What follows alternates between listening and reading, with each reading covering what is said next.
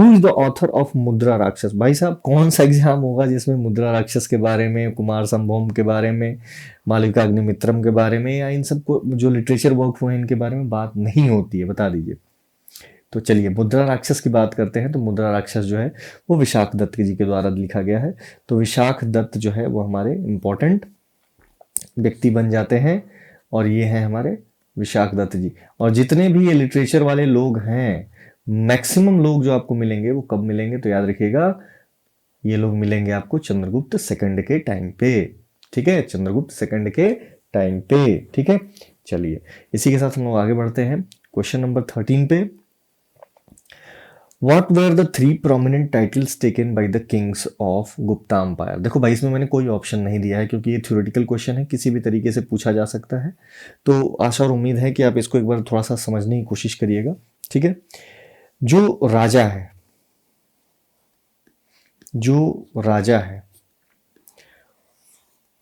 उसने अनेक उपाधियां ली हैं। ठीक है, ध्यान से देखिएगा, अनेक उपाधियां ली हैं, लेकिन गुप्ता अम्पायर के जो इंस्क्रिप्शंस मिले हैं, जो खुदाई के थ्रू जो कुछ भी मिला है, उसमें से जो हमारे इतिहासकार हैं उन्होंने 3 ऐसी टाइटल बताई जिसे सबसे ज़्यादा और सबसे ज़्यादा महत्वपूर्ण तरीकों से प्रयोग किया गया है, सबसे ज़्यादा जो आप कह सकते हैं इतिहास में देखने को मिलता है। तो याद रखिएगा, ये वो 3 टाइटल्स हैं जिन्हें सबसे इम्पोर्टेंस दी गई है। सबसे पहला टाइटल है महाराजाधिराज। महाराजाधिराज। ठीक है, अब महाराजाधिराज की जब बात आती है तो आपने पता है कि सर 2 लोग थे, समुद्रगुप्त और चंद्रगुप्त फर्स्ट, इन्होंने ये टाइटल ली थी। फिर जो दूसरी टाइटल है उसकी जब हम बात करते हैं तो वो आता है परमेश्वरा। क्या है? परमेश्वरा, या परमेश्वर आप कह लें, परमेश्वरा। ठीक है, तो ये टाइटल हमने देखा है जो कि राजा वहां पे प्रोमिनेंट रूप से लेते थे। ये 3 टाइटल की बात हो रही है। फिर तीसरी जो टाइटल है जो सबसे ज्यादा इंपॉर्टेंट देखने को मिलती है हमारे गुप्त साम्राज्य में, वो आती है परम भत्रिका। परम भत्रिका। ठीक है, ये वो 3 टाइटल हैं जिनका जिक्र जो है वो पूरे गुप्त साम्राज्य में देखने को मिलता है।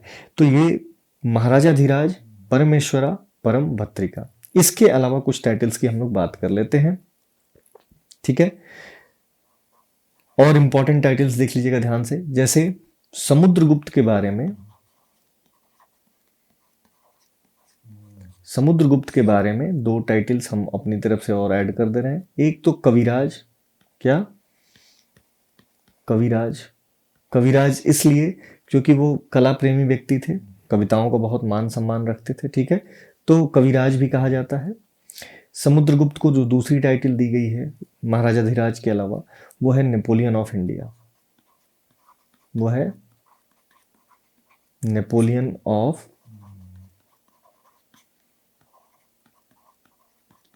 इंडिया। ठीक है, चलिए तो राजाओं की बात हो ही रही है तो हम थोड़ा सा चंद्रगुप्त सेकंड की भी बात कर लेते हैं। चंद्रगुप्त सेकंड की बात कर लेते हैं। चंद्रगुप्त सेकंड जो है उन्होंने टाइटल लिया था अपना, वो था विक्रमादित्य। क्या है? विक्रमादित्य।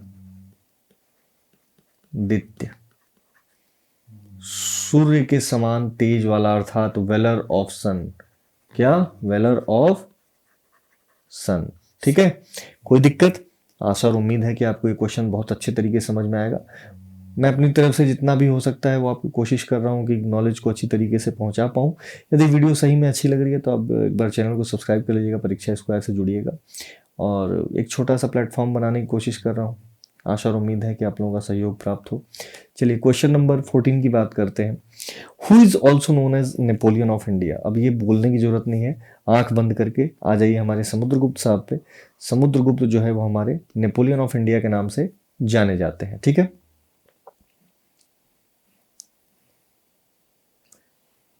चलिए इसी के साथ हम लोग बढ़ते हैं क्वेश्चन नंबर 15 पे। Who took the first title of Maharaja Dhiraj. अब पूरी कहानी जानने के बाद, बहुत कुछ तो मैंने डिटेल में आपको समझा दिया है, तो आप सीधे फटाफट आंसर बताइए। महाराजा धीराज की सबसे पहली उपाधि किसने ली? चंद्रगुप्त फर्स्ट ने। किसने? चंद्रगुप्त फर्स्ट ने। यही वो व्यक्ति हैं जिन्होंने महाराजा धीराज की सबसे पहली उपाधि ली थी। ठीक है, चलिए क्वेश्चन नंबर 16 पे आते हैं। Who took the title of Vikramaditya. Just अभी मैंने जो टाइटल्स की बात की थी तो उसमें 3 टाइटल तो प्रोमिनेंट थी, 3 टाइटल मैंने अपनी तरफ से एक्स्ट्रा बता दी। तो विक्रमादित्य की टाइटल लिया था आपको चंद्रगुप्त द्वितीय ने। चंद्रगुप्त द्वितीय जो है उन्होंने विक्रमादित्य की टाइटल ली थी, और इन्हीं के समय में कालिदास जी जो है उनके दरबारी कवि हुआ करते थे। तो याद रखिएगा, इन्हीं के टाइम पे कालिदास जी दरबारी कवि थे। ठीक है, जिन्होंने मेघदूतम, कुमार संभवम, अभिज्ञान शाकुंतलम, मालविकाग्निमित्रम ऐसी महान कृतियों का रचना किया था। ठीक है, क्वेश्चन नंबर 17 पर आते हैं। Who is also known as Kaviraj. अभी जस्ट मैंने आपको टाइटल्स वाले सेक्शन में ही बता दिया था that Samudragupta is also known as Kaviraj. Samudragupta is also known as Kaviraj. ठीक है, समुद्रगुप्त कविराज भी जाने जाते हैं, महाराजा धीराज भी जाने जाते हैं, महाराजा धीराज भी जाने जाते हैं। ठीक है, और इसी के साथ आपके नेपोलियन ऑफ इंडिया भी जाने जाते हैं। क्या? नेपोलियन ऑफ इंडिया भी जाने जाते हैं। ठीक है, चलिए बहुत बढ़िया तरीके से सेशन जा रहा है। क्वेश्चन नंबर 18 को देखते हैं। क्वेश्चन नंबर 18 फटाफट करते हैं। Samudragupta issued coins of gold which depicted him. Samudragupta ने सोने के सिक्के जारी किए जिन पर उनकी छवि अंकित थी। कुछ एक्टिविटीज करते हुए उनकी एक सोने की सिक्का जो हम लोग लगभग हर किताबों में देखते हैं। बताइएगा भाई। ऑप्शन है आपके पास playing guitar, playing guitar, playing mridang, playing veena, playing tabla. तो याद रखिएगा, वीणा बजाते हुए समुद्रगुप्त की एक तस्वीर जो लगभग उनके समय में, उनके काल में देखने को मिलती है, तो वो कला प्रेमी व्यक्ति थे। याद रखिएगा, जब भी हम समुद्रगुप्त की बात करते हैं, समुद्रगुप्त एक कला प्रेमी व्यक्ति थे, कला प्रेमी। ठीक है, तो कला प्रेमी थे, कविराज भी इनको कहते हैं। ठीक है, और साथ ही साथ याद रखिएगा, इन्होंने अपने माता पिता को सम्मान देने के लिए सोने के सिक्के, माता पिता के लिए सोने के सिक्के, माता पिता के लिए स्वर्ण सिक्के। ठीक है, ये सब भी इन्होंने जारी किए थे। ठीक है, तो हमेशा याद रखिएगा, कला प्रेमी थे, कविराज के नाम से जाने जाते थे, माता पिता के लिए स्वर्ण के सिक्के जारी किए। उसके अलावा बहुत सारी उपलब्धियां हैं इनके समय में। जब समुद्रगुप्त की बात आती है तो इनके जो दरबारी कवि थे, याद रखिएगा, जो इनके दरबारी कवि की बात आती है तो वो होते हैं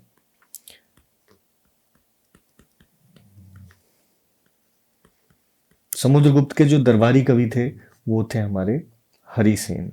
कौन?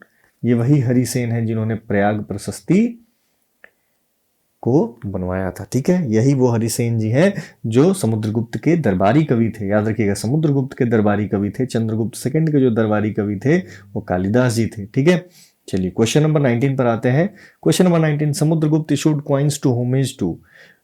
Samudragupta issued coins in homage to. Samudragupta ने श्रद्धांजलि स्वरूप में सिक्के जारी किए थे। किसके लिए? For his grand parents? नहीं, अभी जस्ट मैंने आपको इसी क्वेश्चन से पहले बताया है। फॉर हिज पेरेंट्स, अपने माँ बाप के लिए, अपने माता पिता के लिए। माता पिता कौन थे समुद्रगुप्त के? जल्दी फटाफट बताइए।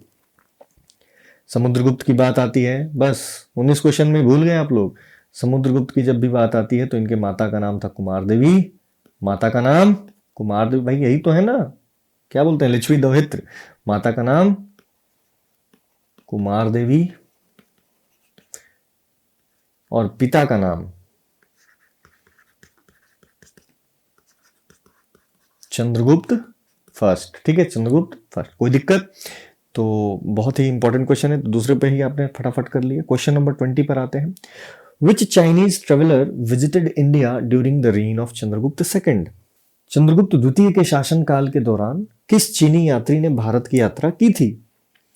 तो भाई आपको एकदम आंख बंद करके एक चीज याद रख लेनी है कि फाहियान, फाहियान जो है वो भारत आता है, ठीक है, वो भारत आता है। भारत में जो बौद्धिस्ट हमारे मोनेस्ट्रीज हैं उन पर अध्ययन करने के लिए, उन पर रिसर्च करने के लिए भारत में जनरली वो विजिट करता है, और उसने अपनी किताब में इसका वर्णन किया हुआ है। तो उसकी किताब से हमें एक रेफरेंस मिल जाता है कि उस काल में भारत की स्थिति क्या थी, भारत का वास्तविक स्वरूप क्या था, ये सब देखने को मिलता है। तो याद रखिएगा कि चंद्रगुप्त द्वितीय के शासनकाल में फाहियान जो है वो हमारे भारत में आया था। ठीक है, कोई दिक्कत? क्वेश्चन नंबर 21 पर आते हैं। What was the official language of Gupta administration? Gupta प्रशासन की आधिकारिक भाषा क्या थी? तो भाई साहब इसमें एकदम आंख बंद करके याद रखिए, संस्कृत भाषा जो है उनकी ऑफिशियल लैंग्वेज थी, जिसे वो आम बोलचाल की भाषा भी प्रयोग करते थे, आम बोलचाल की भाषा के रूप में भी प्रयोग कर लेते थे। ठीक है, चलिए आते क्वेश्चन नंबर 22 पे। Which famous university flourished during the Gupta period? Takshashila, Vikramshila, Udantapuri, Nalanda. तो भाई आपने आंख बंद करके किस पे लगाना है? नालंदा पे। याद रखिएगा नालंदा को सबसे ज्यादा सहयोग प्राप्त हुआ किसका? गुप्ता साम्राज्य का। नालंदा को बनवाने वाले थे हमारे कुमारगुप्त प्रथम। किसने बनवाया?